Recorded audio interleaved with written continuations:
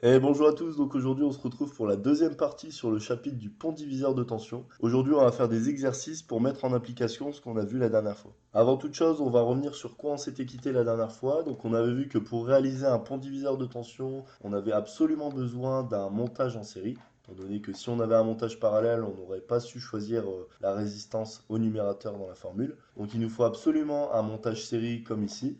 Ça ne nécessite pas la valeur de courant, on le voit dans la formule, on n'a absolument pas besoin de valeur de courant. Ça nous permet de calculer la tension aux bornes d'un élément précis. Si on avait une trentaine de résistances sur cette branche, on serait capable de calculer la tension aux bornes d'une résistance en particulier. Et les résistances en série doivent être sur la même branche, j'entends quoi par là? C'est-à-dire que ici, ce que j'appelle tension générale, c'est la tension de la branche. Et cette tension va être décomposée en plein de petites tensions selon le nombre de résistances. Donc dans le cas précis, cette tension générale sera décomposée en deux tensions, la tension UR1 et la tension UR2. C'est le principe de la loi des mailles qu'on avait vu dans les premières vidéos. Concernant la formule, on voit ici que pour calculer la tension UR2, on aura besoin de prendre la tension générale, de la multiplier par la valeur de la résistance qui nous intéresse. Donc dans le cas présent R2, on veut la tension UR2, on met R2 au numérateur. Et finalement, tout ça, on divise par la somme des résistances de la branche. Bien, on va maintenant pouvoir passer aux exercices. Donc, premier exercice, calculer la tension aux bornes de la résistance R2 pour U égale 5 volts et R1 égale R2 égale 100 ohms. Donc ici, on voit que les deux résistances sont bien en série, donc on respecte la règle pour le pont diviseur de tension. Elles sont aussi, voilà, si on additionne ces deux tensions, donc les tensions UR1 et UR2, on retombe bien sur la tension U. On voit que voilà, la tension U englobe toute la branche, elles sont parcourues par un courant, on est dans le bon sens, on respecte les conventions, et ce qu'on va chercher, c'est à calculer la tension UR2. Donc on se rappelle de la formule du pont diviseur de tension qui revient à dire que UR2 est égal à la tension générale U fois R2. Pourquoi R2? Car au numérateur, on va mettre la valeur de la résistance sur laquelle on va calculer la tension. Donc ici, on cherche à calculer UR2, on met la valeur de R2 au numérateur et on va diviser par la somme des deux résistances de la branche, donc R1 et R2. On fait l'application numérique, donc on a 5 volts pour notre tension, fois 100 ohms divisé par 100 plus 100, donc on remplace juste les valeurs des résistances, et on obtient 2,5 volts. On peut passer au deuxième exercice. Donc ici, on voit qu'on a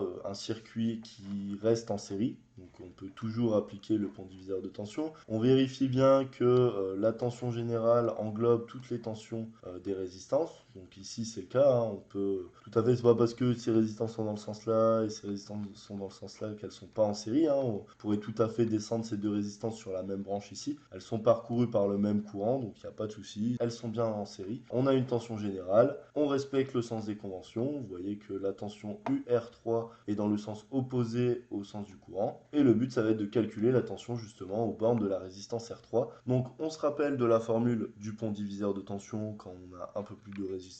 Bah, c'est exactement la même en fait, donc c'est pas compliqué. Donc la tension UR3 va être égale à la tension générale U fois la valeur de la résistance qui nous intéresse, donc ici R3, divisé par la somme de toutes les résistances. On fait l'application numérique.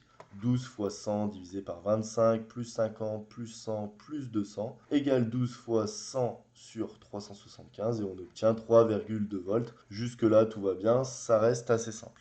Donc maintenant, exercice 3. Donc ici, le but, ça va être de calculer la tension aux bornes de la résistance R4. On pense rapidement aux règles qu'il faut respecter pour le pont diviseur de tension, pour utiliser le pont diviseur de tension. Et on se rappelle qu'il faut uniquement des résistances en série. Ici, on voit que c'est pas vraiment le cas, hein. Ici, on a R4 qui est en parallèle avec R2 et R3, qui certes sont en série, mais ça va nous poser problème. Or, on sait que la tension aux bornes de résistance en parallèle, bah, c'est la même tension en fait. C'est pas le même courant, mais c'est la même tension. Et on sait que pour un pont diviseur de tension, on n'a pas besoin du courant. Donc ça va pas être forcément très handicapant pour nous. Donc on peut imaginer qu'on met ces deux résistances en série.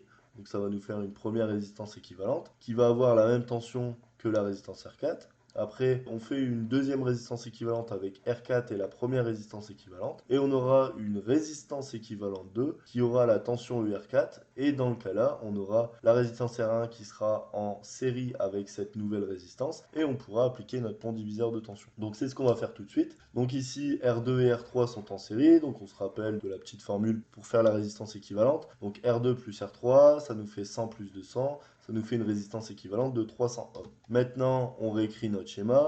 Résistance équivalente en parallèle avec la résistance R4. On se souvient de la formule pour deux résistances en parallèle. Donc, résistance équivalente 1 fois R4 divisé par résistance équivalente 1 plus R4. On fait l'application numérique et on arrive à une résistance équivalente 2 qui équivaut à 187,5 ohms. Donc là, ça nous arrange bien. Pour notre pont diviseur de tension, on se retrouve un peu dans le même cas que l'exercice numéro 1, c'est-à-dire qu'on a deux résistances en série, on cherche à calculer la tension UR4 aux bornes de la résistance équivalente 2, on utilise la formule qu'on connaît bien maintenant pour le pont diviseur de tension, qui consiste à prendre la tension générale U, qui dans notre cas va être égale à 8 volts, qu'on va multiplier par la valeur de la résistance qui nous intéresse, la valeur de la résistance auquel on va calculer la tension, et on va diviser par la somme des résistances de la branche. Application numérique, donc 8 volts fois 187,5 divisé par 187,5 plus 50, et on arrive à une tension de 6,32 volts. Et là vous dites c'est bon, on a fini, tout va bien. Et bien ce résultat est totalement faux. Totalement faux, pourquoi? Parce que souvenez-vous des conventions récepteurs. Convention récepteur, qu'est-ce que ça dit? Ça nous dit que le sens de la tension doit être opposé au sens du courant. Ici on voit que le sens de la tension va par là, le courant va par là. Donc ils vont dans le même sens. Donc en réalité, on n'a pas 6,32 volts, mais on a moins 6,32 volts. En fait, c'est notre flèche de notre tension là qui était mal écrite. Donc en soi, soit on écrit comme ceci, hein, avec la flèche dans ce sens-là, mais on met une valeur pour la tension de moins 6,32 volts, soit on retourne la flèche, et dans ce cas-là, on pourra écrire UR4 égale 6,32 volts. Donc pour finir cette vidéo et pour finir le chapitre sur les ponts diviseurs de tension, je vous invite à faire ces trois exercices à la maison. Donc dans les trois cas suivants, vous allez calculer les tensions UAB. Donc ici la tension borne de R2, ici pareil. Et ici je dis ça, je dis rien, mais il y aura peut-être une transformation à faire. Et dans les trois cas, vous devez retrouver les valeurs correspondantes des tensions. Il y a également, en faisant cette vidéo, en faisant des petites recherches sur internet, j'ai trouvé deux exercices qui m'ont paru sympas et je me suis dit tiens, je vais leur proposer. Donc j'ai appelé ça les exercices challenge. Disons que c'est des exercices qui vont être un peu plus compliqués, qui vont faire appel à un peu toutes les notions qu'on a vues jusqu'à maintenant. Donc c'est un petit défi que je vous propose. N'hésitez pas à me dire en commentaire si vous avez plus ou moins galéré. Mais voilà, essayez de les faire sérieusement. Moi, je vais vous dire rendez-vous à la prochaine pour les ponts diviseurs de courant. Et sur ce, je vous souhaite bon courage pour les exercices et je vous dis à bientôt.